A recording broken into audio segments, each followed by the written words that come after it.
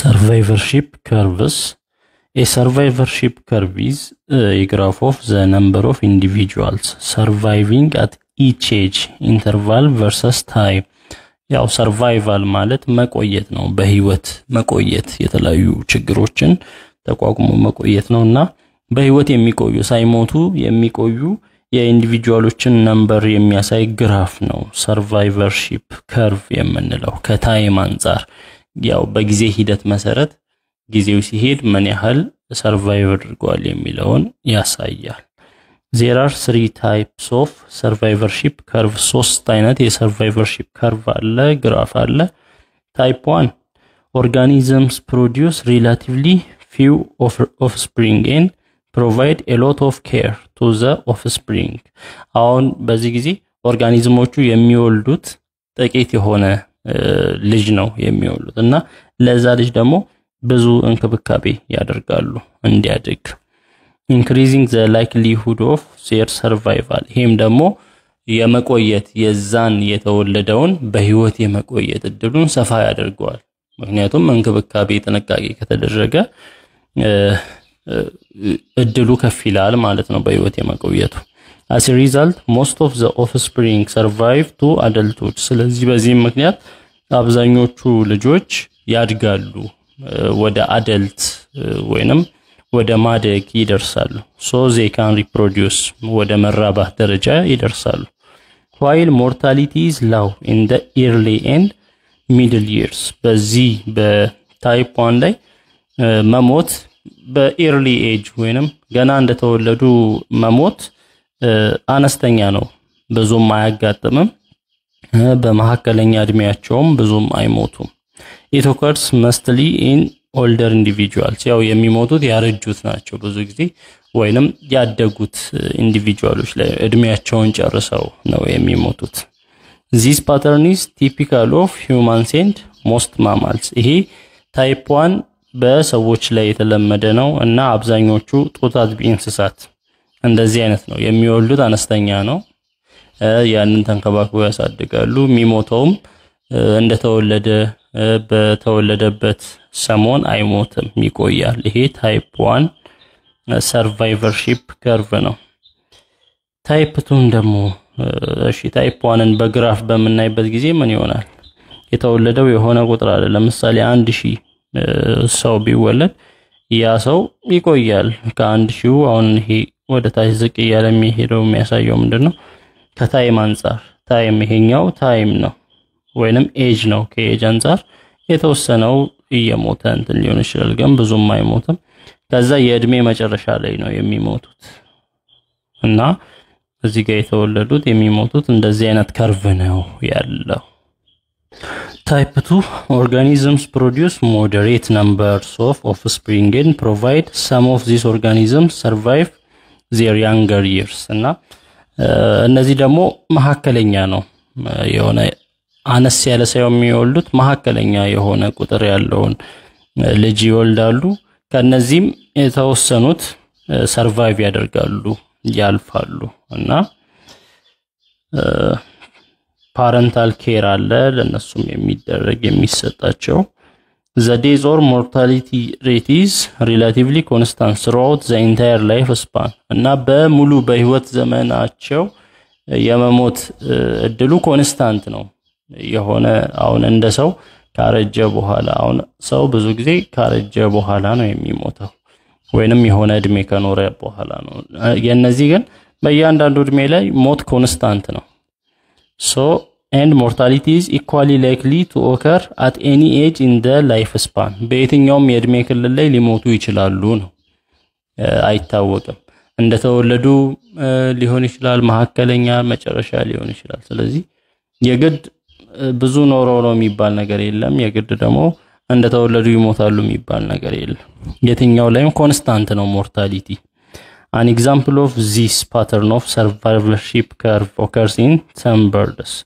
ይሄ ምሳሌ በተለይ ወፎች ላይ አንዳንድ ወፎች ላይ እንደዚህ አይነት ፓተርን ይታያል ሶ ስናይ የተወለደ 1000 ያለ እንበል ከዛ ከተወለደ እና ይሄ ወደ ታች የሚሄደው የሚያሳየው እየቀነሰ ነው እየሞተ ነው ስለዚህ ኮንስታንት ነው ታይም በጨመረ ቁጥር ኮንስታንት የሆነ እንደዚህ ስትሬት ላይን ከሆነ ኮንስታንት የሆነ አሟሟት ነው ያለው ኮንስታንት በሆነ መንገድ ሲቀንስ ነው የምናየው ወይንም ሲሞቱ ነው የምናየው ይሄ ታይፕ 2 ይባላል ሌላው ታይፕ 3 ያለው organisms produce many offsprings but provide them with little or no care ብዙ ኦፍስፕሪንጎችን ይወልዳሉ በአንዴ ብዙ ልጆች ይወለዳሉ ግን ብዙም እንክብካቤ አይደረግላቸው ወይም ደግሞ ከናካቴው እንክብካቤ ላይ ይደረግላቸው ይችላል እንዲያድጉ as a result relatively few offspring survive to adulthood ስለዚህ በዚህ ምክንያት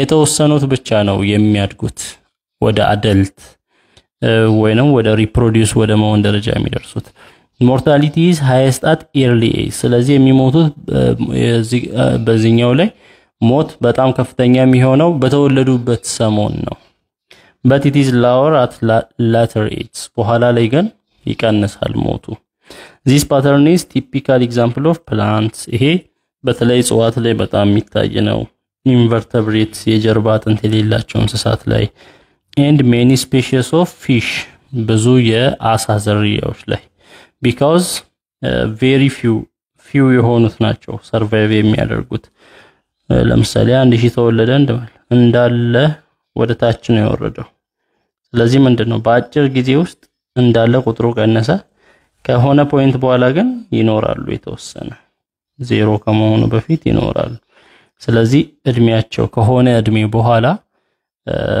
እድሉ የመኖር እድል አላቸው ግን በተወለዱበት ጊዜ በግዝበት ይቀንሳል ቁጥራቸው ሶ የሶስቱም ልዩነት ይሄ ነው ታይፕ 1 ላይ እንደተወለዱ ይኖራሉ ቁጥራቸው አይቀንስም በመጨረሻ በእድሜ መጨረሻ ላይ at later age ላይ ይሞታሉ ታይፕ 2 ላይ ኮንስታንት በሆነ መንገድ ሞት በየትኛውም የእድሜ ክልል ላይ ይኖራል ታይፕ 3 ላይ ወዲያው እንዳለ በተወለዱበት በልጅነት እድሜያቸው ይሞታሉ ከዛ በኋላ ሞቱ ይቀንሳል መጨረሻ አካባቢ ላይ population regulation as you have studied in the logistic growth model population growth will always end up because of resistance to growth at the carrying capacity ያው ሎጂስቲክ ሞዴል ላይ ያየነው ነው የሰው እድገት ዝም ብሎ እንዳይቀጥል የተለያዩ carrying capacity ያለ በተለይ ኬሪ ማድረግ የሚችለው ካፓሲቲ ምድራችን ወይንም ያለው የሀብት የሪሶርስ ኬሪ ማድረግ የሚችለው ካፓሲቲ ያለ ከዛ በላይ ኬሪ ሊያረግ አይችልም there are two resistances to population growth እንዳያድግ ፖፑሌሽኑ እንዳያድግ ሁለት አይነት ሬዚስታንሶች አሉ ወይንም የሚከለክሉ አንደኛ density dependent factor ሲሆን refers to the density of the population at a given time that affects its growth rate ይሄ ከመጠን ጋር ነው የህዝቡ ዴንሲቲ ምን ያህል ነው መጠኑ በሆነ ኤሪያ ላይ የሚኖር የሰው ቁጥር ነው ወይንም የሆነ ኦርጋኒዝም ቁጥር ነው ዴንሲቲ ብለናል ስለዚህ ዴንሲቲ ላይ መጠን ላይ ዲፔንድ ያደረገ ፋክተር ሲሆን ሌላኛው ዴንሲቲ ኢንዲፔንደንት ፋክተር ነው ዴንሲቲ ላይ ዲፔንድ ማይሆን are factors that influence the growth rate of the population regardless of its population density የፖፑሌሽን ዴንሲቲ እድገቱን አፌክት ያደርግም አፌክት ማያደርጉ ሌሎች ፋክተሮች በሌሎች ፋክተሮች ምክንያት እድገቱ አፌክትድ ሲሆን አንድ በአንድ ስናይ ዴንሲቲ ዲፔንደንት ፋክተሮችን ስናይ ዴንሲቲ ዲፔንደንት ፋክተርስ are living or biotic factors that affect the population ይሄ ሌላ ስሙ ባዮቲክ ይባላል ተፈጥሯዊ ወይንም ህይወት ያለው ፋክተር ነው ወይንም የህዝቡን ቁጥር አፌክት የሚያደርግ ፋክተር ነው they include predation ምንን ያጠቃልላል አዳኝን ያጠቃልላል predation competition ከሌሎች እንስሶች ጋር መወዳደር መፎካከር ለሆነ ሪሶርስ ኢንተርስፔሲፊክ ሊሆን ይችላል ኢንትራስፔሲፊክ ሊሆን ይችላል ኮምፒቲሽኑ በተመሳሳይ ዝርያዎች መሃል ሊሆን ይችላል ወይም ደግሞ ሌላ ዝርያዎች መሃል ሊሆን ይችላል accumulation of waste የቆሻሻ ክምችት disease በሽታ እነዚህ ባዮቲክ ፋክተሮች ናቸው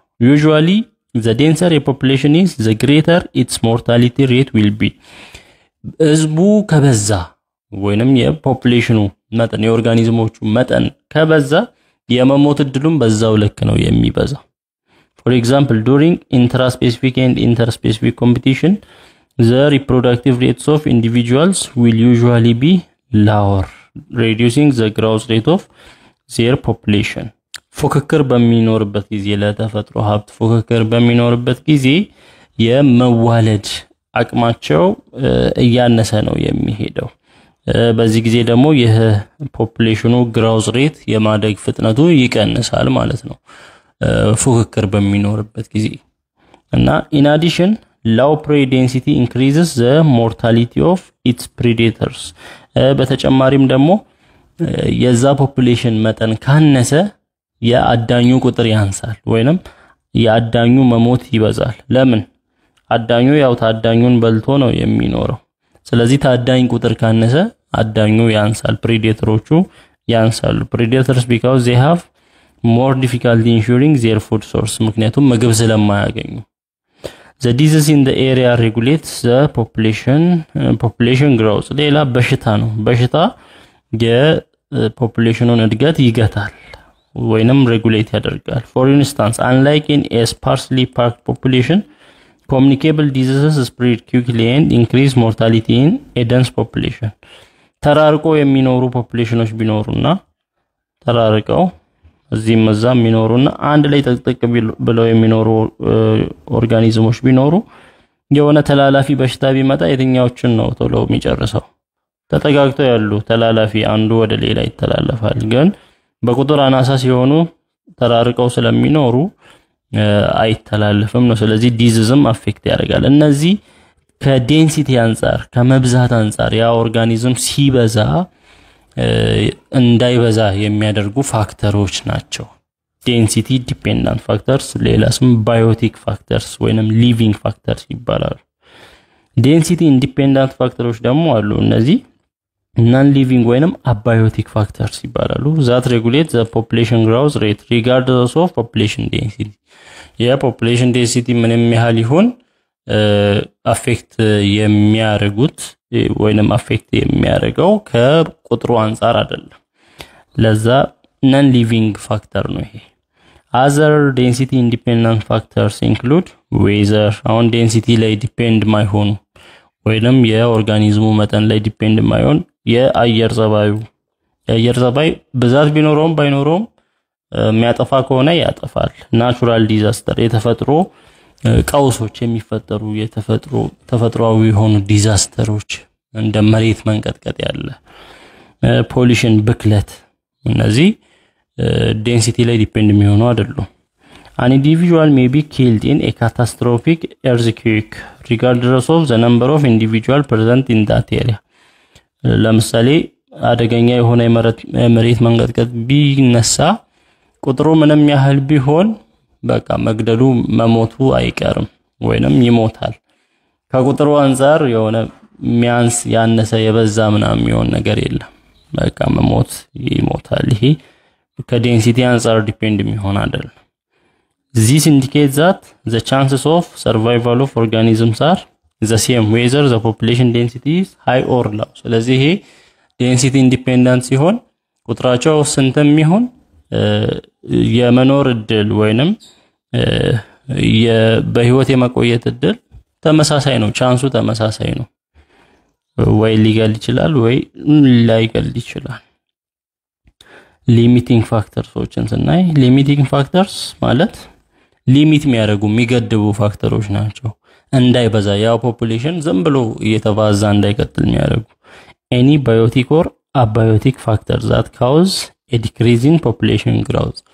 የፖፑሌሽን እድገት እንዳይኖር